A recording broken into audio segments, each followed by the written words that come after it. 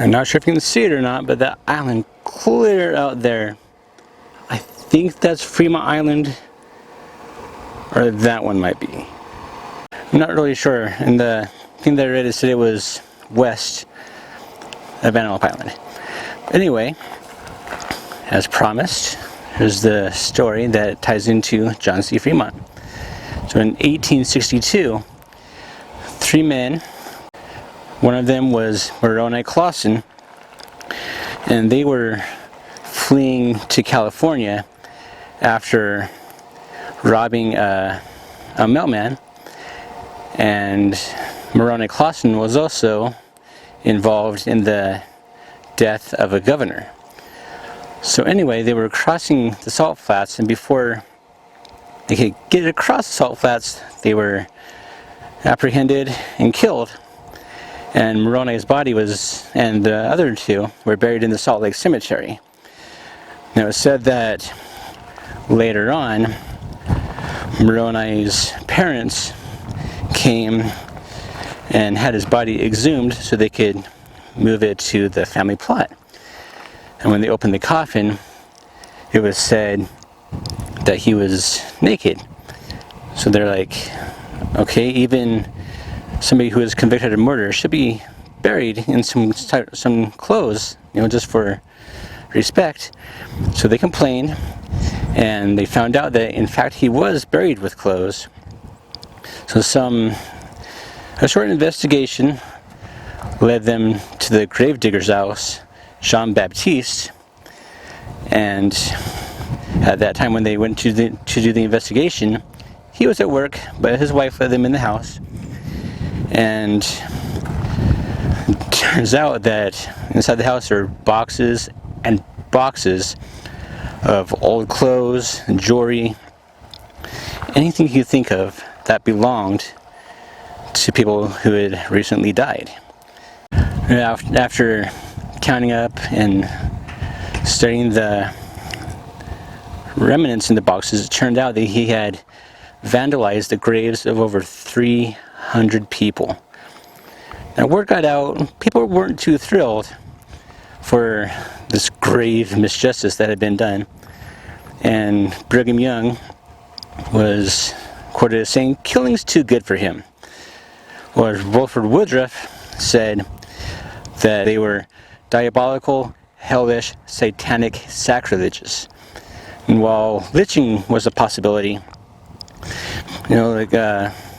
being executed for stealing was not a capital punishment.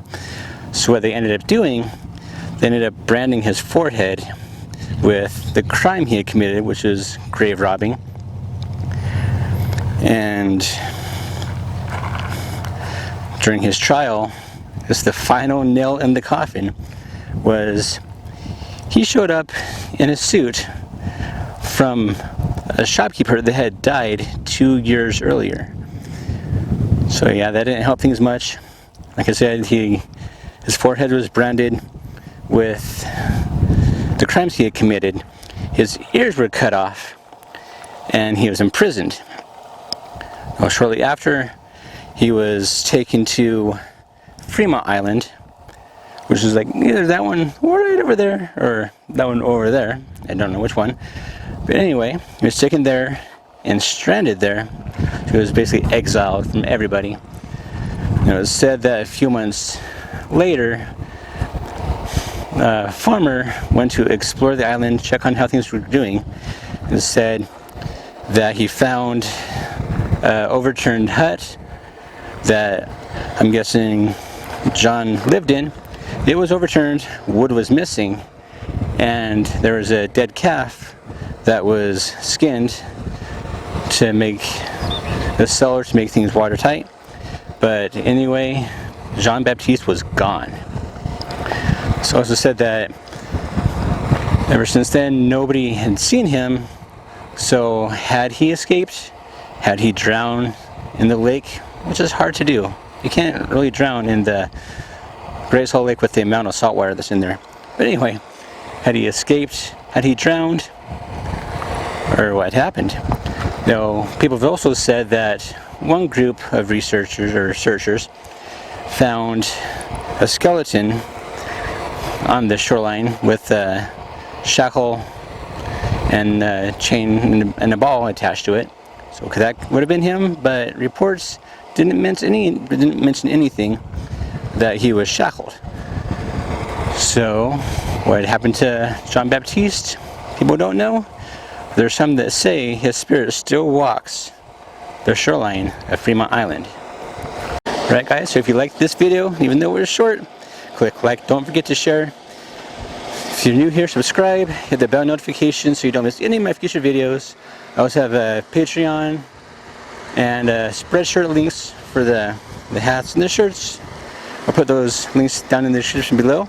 See you next time on another adventure.